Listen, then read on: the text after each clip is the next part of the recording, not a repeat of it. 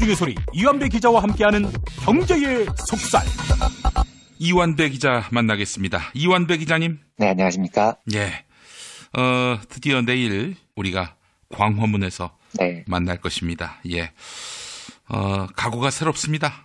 예. 네, 제가 페북을 돌아다니던 글을 보니까 굳이 관훈 나이트 클럽에서 가족임을 거부하시는 미디어오늘 정상근 민중 기자를 내일 방송에 부르셨더군요.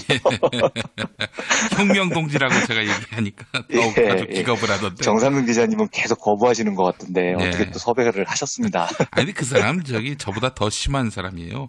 레디양에 네. 있었던 사람입니다. 레디양에 있다가 레디양 출신이시군요. 네. 네, 미디어오늘에 이제 간 경우인데. 근데 왜 그렇게 아닌 척을 하시죠? 웃기려고 하는 것 같아요. 네. 예. 자, 오늘 이야기 아무래도 미국 이야기부터 좀 해야 될 것 같은데, 아니 미국의 이렇게 중하층이라면 이제 소득 수준을 분류했을 때 중하층인데, 이 노동자들이 트럼프를 선택을 했는데 마치 이 소득 수준이 낮은 분들이 이명박, 박근혜를 선택한 것 같은 그런 참담함이 있습니다. 어떻게 보셨어요? 예, 그러니까 제가 이제 이 첫 뉴스 발제를 미국 노동자들은 왜 트럼프를 선택하는 우를 저질렀나 이렇게 제가 뽑아서 김용민 PD님께 드렸는데요. 예. 일단 약간 오해를 막기 위해서 말씀드리면 왜 저 사람들이 표면적으로 저렇게까지 괴물인 트럼프를 선택했나 이런 일반적 분석을 말씀드리려고 하는 건 아니에요. 그런데 일단 일반적 분석부터 말씀을 드려보겠습니다. 미국에는 러스트벨트라는 게 있습니다. 이게 뭐냐면 미국 제조업이 호황을 누렸을 때 그 제조업의 중심지였던 곳이에요. 그런데 이 제조업이 사형화되면서 불황을 너무 세게 맞아가지고 이게 뭐 주로 오하이오와 펜실베이니아 이런 데를 얘기한다고 하더라고요. 예. 미국 북부하고 중서부 지역이죠. 그래서 여기를 러스트벨트, 러스트라는 건 이제 녹이 슬었다는 뜻이죠. 그래서 예. 녹슬어버린 옛날 그 공업 중심 벨트를 뜻하는 겁니다. 이 러스트벨트 노동자들이 열을 받았다는 거죠. 그래서 한때 미국 제조업이 호황이었을 때 이 사람들은 자기가 중산층인 줄 알았는데 자유무역 신자유주의로 일자리 뺏기고 보니까 뚜껑이 확 열렸다는 겁니다. 그래서 이 사람들이 그렇게 외쳤다는 거예요. 아메리칸 드림을 무너뜨린 사람들 전부에게 복수하자. 아웃사이더 도널드 트럼프가 청소를 하러 나타났다. 그에게 동의할 필요는 없다. 그를 좋아할 필요조차 없다. 그는 당신에게 이런 짓을 한 개새끼들의 한가운데에 던질 수 있는 당신의 화염병이다.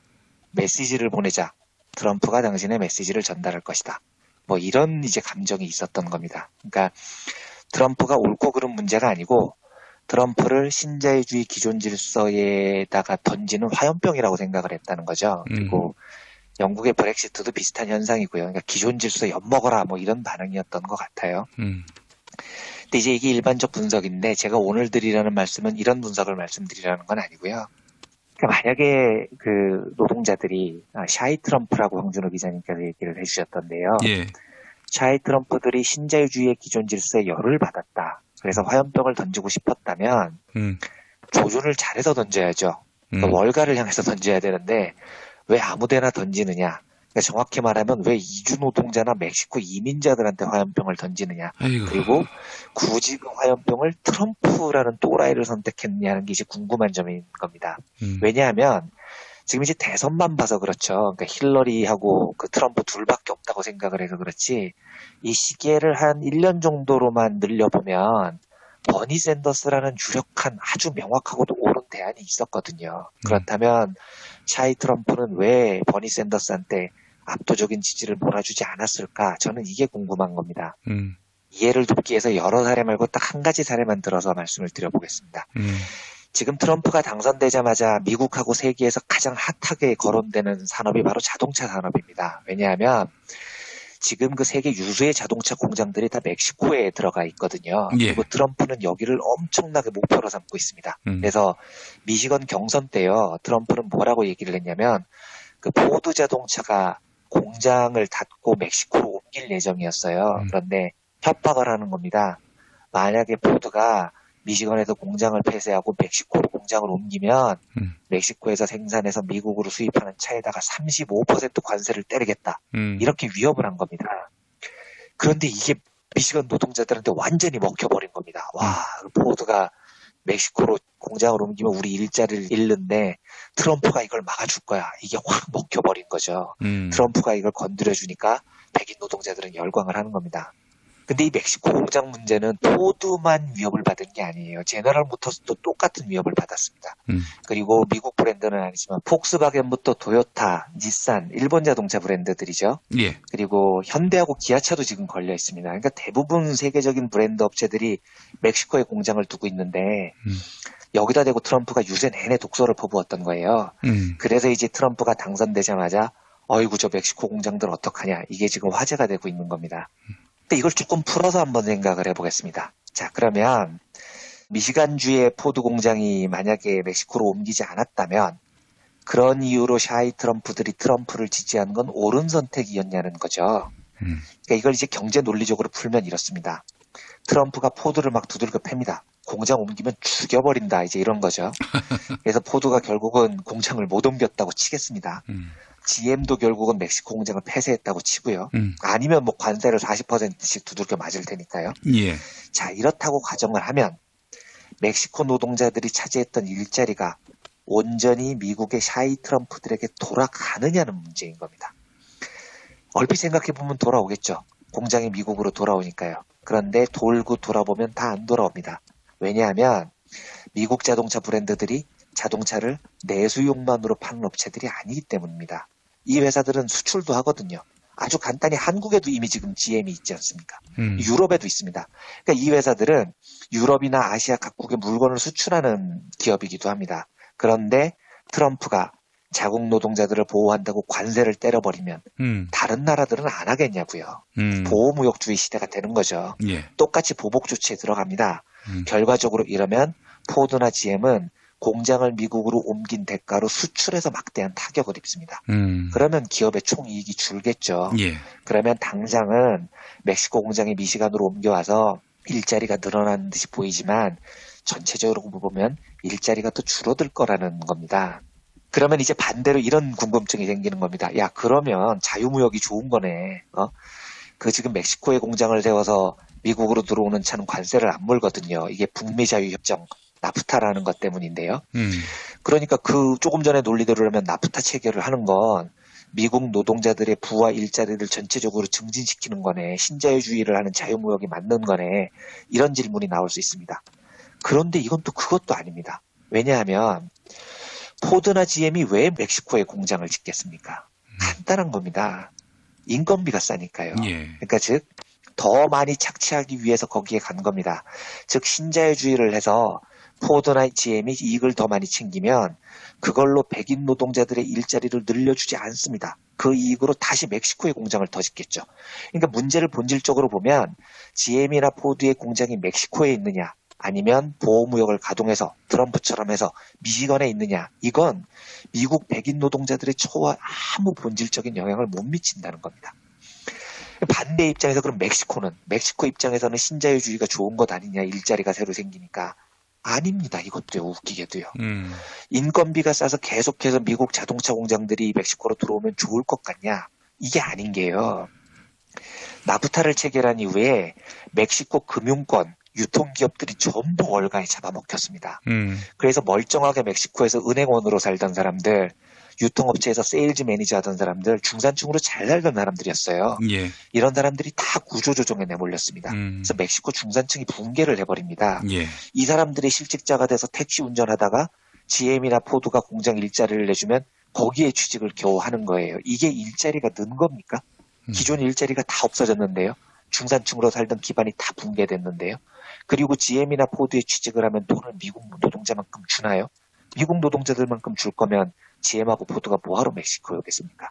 그러니까 이걸 뺑뺑이를 다 돌려보면 자유무역을 했을 때는요.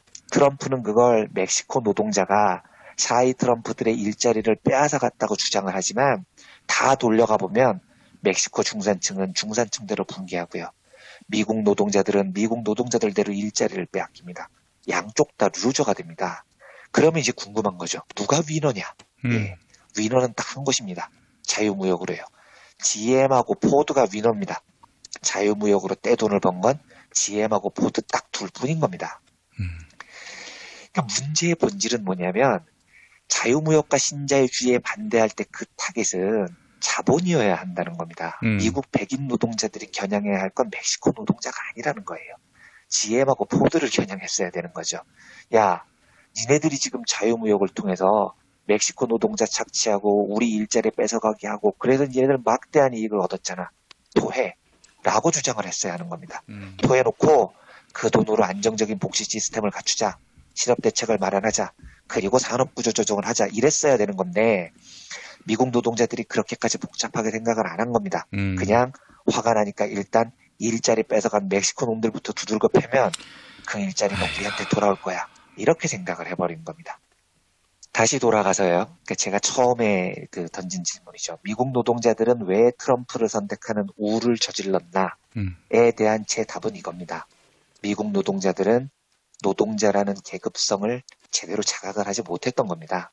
우리가 노동자라는 계급성을 가지면 글로벌 자본과 월가 금융자본에 착취당한다는 것을 알게 되는데 그 계급성을 잃어버렸던 겁니다. 그러니까 내가 살 길은 탐욕스러운 자본가들이 초과로 착취한 그 몫을 되찾아야 되겠다고 생각을 하는 게 아니고 야, 다 망해도 좋아. 나만 망할 순 없어. 그러니까 일단 열받으니까 멕시코부터 두들겨 패자. 이런 이제 이상한 현상으로 나타난 거죠.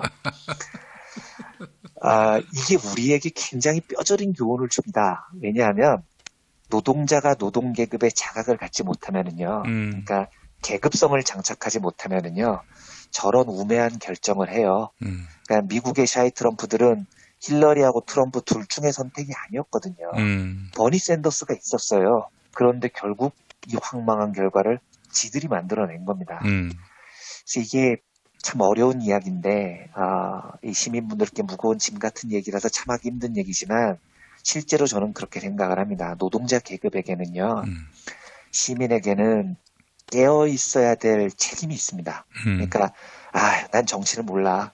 사회 돌아가는 건 관심 없어. 그래서는 안 됩니다. 그래서 끊임없이 그래서 소규모 단위로 모이고요. 집회하고 교육하고 토론하고 이래야 됩니다. 민중이 무지한 상태로 남으면 그 손실은 고스란히 민중한테 돌아오는 거거든요. 결국 트럼프도 신자유주의의 반기를 들었다 뿐이지 또 다른 꼴통 지배 계급일 뿐인데 결국은 미국 노동자 계급의 계급성을 장착하지 못한 이유로 신자유주의에서 꼴통 또라이로 권력이 넘어갔을 뿐인 거죠. 그리고 그 지배 계급들은 무지한 미국 민중들을 마음껏 농락하고 조롱하고 이러고 있는 겁니다. 예. 사실 반대로 보면 우리도 그런 실수를 했죠. 우리도요. 그런데 2016년 한국의 시민사회를 보면 저는 되게 자랑스러워요. 왜냐하면 미국, 영국 선진국들이 저 또라이 짓을 할 때 우리는 예방주사를 미리 맞아서 그런지는 몰라도 지금 사실 한국의 시민사회는요. 세계 그 어느 나라보다도 깨어있지 않습니까? 시민의 의무를 충분히 다하고 있고요. 그러니까 저는 이 미국을 보면서 한국 시민사회는 좀 자긍심을 가져도 된다 이런 생각이 듭니다. 그래서 저는 여담 같지만 우리가 이번 주말에 좀 미국한테 가르쳐줬으면 좋겠습니다. 미국이나 영국 같은 애들한테 신자유주의는 그렇게 극복하는 게 아니야 임마.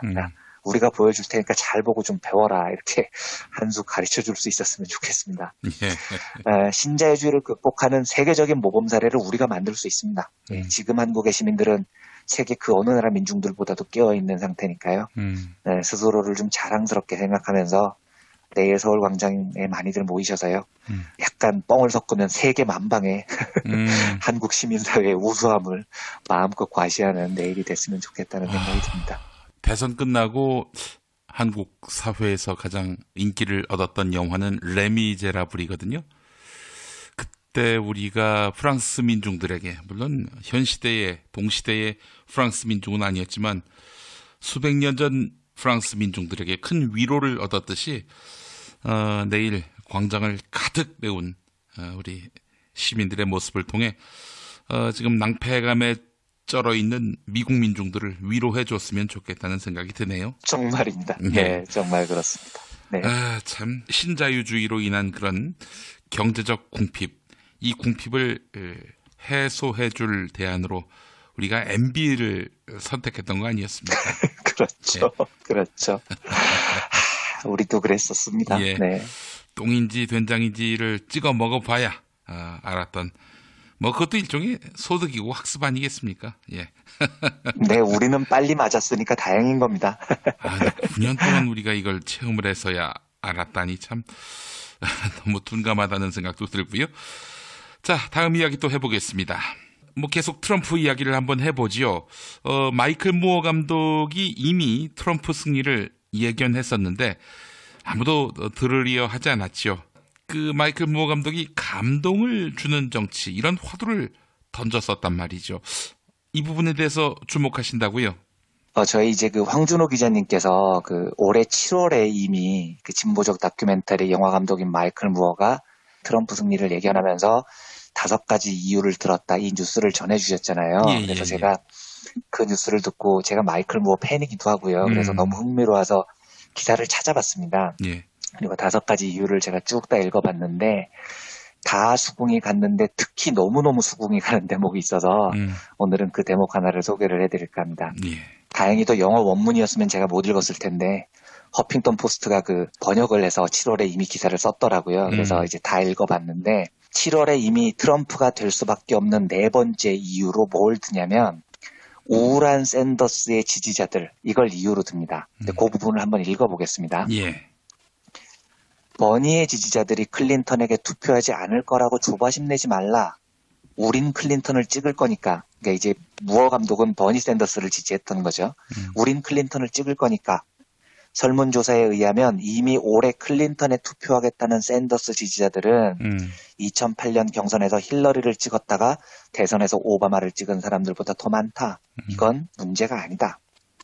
문제는 평균적인 버니 지지자들은 투표일에 썩 내켜하지 않으면서 힐러리에게 표를 주러 투표소에 갈 것이지만 이것은 우울한 투표가 되리라는 점이다. 즉, 다른 유권자들을 5명 더 끌고 투표소에 가지 않는다는 뜻이다. 선거를 한 달 앞두고 10시간 자원봉사를 하지 않는다. 왜 힐러리에게 투표하느냐고 물었을 때 결코 신이 나서 대답하지 않는다. 네. 이게 이제 힐러리가 패배하는 하나의 이유라고 예견을 했던 겁니다. 예. 힐러리를 찍는데요. 예, 신이 나지 않는다는 거죠. 왜냐? 감동이 없으니까요. 그래서 무어가 이렇게 이야기를 합니다. 힐러리는 겁을 먹고 안전하게 가기로 결정했다. 이렇게요. 그러니까 선두주자로서 국민들에게 감동을 주고 변화를 주고 새로운 비전을 제시하는 게 아니라, 아니 어차피 이길 선거 모험을 왜 안전하게 갔다는 거죠. 그래서 무어 감독이 한 얘기가 이겁니다. 이게 지금 다시 말씀드리지만 투표 끝나고 한 분석글이 아닙니다. 7월에 예견을 한 겁니다. 그래서 나는 버니 지지자들은 힐러리를 찍을 거야. 그런데 감동이 없어. 찍는다니까? 그런데 자원봉사는 안 해. 옆 사람 보고 투표하라고도 안 해. 어쩔 수 없이 찍는 거야. 이게 힐러리의 중요한 패인이었다는 거죠. 또 이렇게 첨가를 합니다. 그러니까 버니를 맛본 사람들한테 클린턴 시대로 돌아가자고 하는 건 트럼프를 찍을 수는 없으니까 가긴 가는데, 이건 뭐냐면 갑자기 음악을 돈 내고 듣는다거나, 그러니까 이제 무료로 계속 듣고 있었던 거죠. 마이스페이스를 쓴다거나, 이건 제가 무슨 뜻인지 모르겠습니다. 마이스페이스가 유명한 SNS 같은 사이트라는데요. 거대한 옛날 휴대전화를 가지고 다니는 것과 비슷한 일이다. 이렇게 적습니다. 그러니까 무슨 말이냐면 너무 지루하고 진부한 거라는 거예요. 힐러리를 찍는 거는요. 예. 그러니까 전혀 감동이 없다는 거죠. 제가 개인적인 경험담입니다만, 제가 그 한국 대선 투표 역사에서 개인적으로 굉장히 놀랐었던 경험은 언제냐면 2002년 대선이었습니다. 예. 저는 그리고 뭐 좀 죄송하지만 줄곧 진보정당 지지자여서 그해 권영길 대표를 찍었거든요. 민노당 후보를요. 예. 근데 제가 그때 이제 동아일보 경제부에 있을 때였는데, 경제부 기자니까 뭐 특별히 할 일이 없어서 낮에는 이제 출입처에 있는 취재원들이랑 밥을 먹고 있었는데, 되게 젊은 분들이었어요. 증권가에 있는 분들이었는데.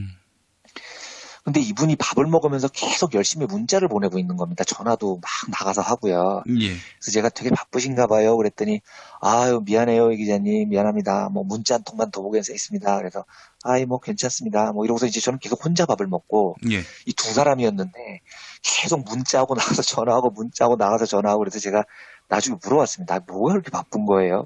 평소에 친하던 사람들이니까요. 그랬더니 이 사람들이 이러는 겁니다.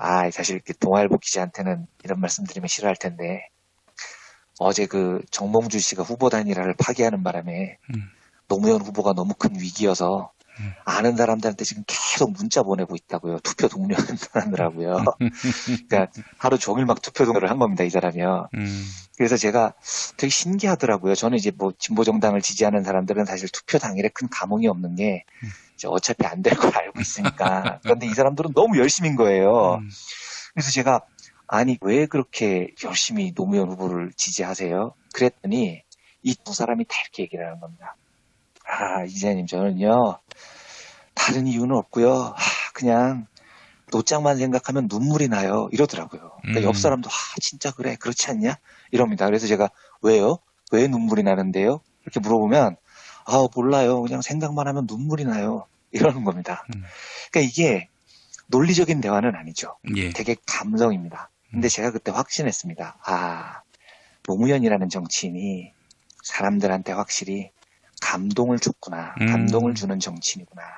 이건 지역도 아니고 사상도 아니고 그러니까 뭐랄까요. 사람의 마음을 움직이는 감동으로 이 사람이 여기까지 왔구나. 제가 확실히 그때 그런 생각을 갖게 됐어요. 근데 무어 감독 이야기도 그겁니다. 7월에 보기 이미 이 사람은 힐러리가 떨어질 것 같았어요. 왜냐? 버니 지지자로서 힐러리를 찍어는 준다. 근데 억지로 찍는 거야. 힐러리는 감동이 없어. 나는 힐러리를 사랑해서 찍는 게 아니야. 트럼프가 역 같아서 찍는 거지. 근데 그거 알아? 내가 보기엔 이런 이유로 힐러리는 질 거야. 감동을 못 주거든. 이렇게 예견을 하는 겁니다. 네. 제가 정치를 잘 몰라서 이런 개인 경험담을 늘어놓는 게 적절한지 모르겠습니다. 그런데 저는 이 무어 감독의 견해에 100% 동의가 됩니다. 그리고 이 이야기를 정당 지지율 1위를 달리는 제1야당에게 꼭 하고 싶습니다. 지금 이런 식이라면은요, 이런 거죠. 국민들은 거리에서 싸우세요. 우리는 의회에서 조심스럽게 절차를 지키겠습니다. 뭐 이런 태도인 거죠. 제 경우는요, 저는 오래전부터 이제 다음 대선 때에는 난생 처음으로 진보정당 후보가 아니라 민주당 후보를 찍을 수 있을 것 같다고 오래전부터 생각을 했어요. 이유는 뭐냐면, 이명박근혜 9년을 살아보니까 이건 정말 너무 아닌 겁니다. 네. 그런데, 진짜 그런데, 진보정당 지지자들 분들 들으면 서운하시겠지만, 그냥 정권 교체를 해야 될 것 같아요. 그런데 만약에 지금 이 상황을 거치고 투표를 지금 하라고 한다면은요, 저는 지금 당선이 유력한 민주당의 그 누군가를 찍을 것 같습니다. 그런데 저는 우울하게 찍을 것 같아요.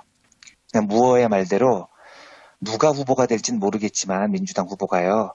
그 후보를 위해서 다른 유권자들 5명을 더 끌고 투표소에 가고 싶지는 않을 것 같습니다. 감동적이지 않기 때문입니다. 예. 그 정당을 위해서 혼신의 힘을 다해서 뛰고 싶을 것 같지 않습니다. 찍기는 찍을 것 같은데요. 예. 힐러리를 찍는 것과 같은 버니 지지자들과 비슷한 기분인 거죠. 이 감동적인 시민혁명의 시간에 우리와 함께 해주지 않은 정당, 그래도 새누리가 집권하는 건 안 되지 하는 심정으로 표를 주겠죠. 예. 하지만 7월에 이미 힐러리의 낙선을 예견했던 마이클 무어 감독의 조언대로요. 이런 마음으로 우리가 제1야당에 투표를 준다면 제1야당은 과연 정권교체를 100% 낙관할 수 있는지 저는 물어보고 싶습니다. 저는 정치공학을 잘 모릅니다만 이런 건 꼭 한번 제1야당에 생각을 해보시기 바랍니다. 평생을 안주하지 않으셨고요. 끊임없이 자기를 진흙탕 속에 싸웠고 유분리를 생각하지 않고 쟁투했고요.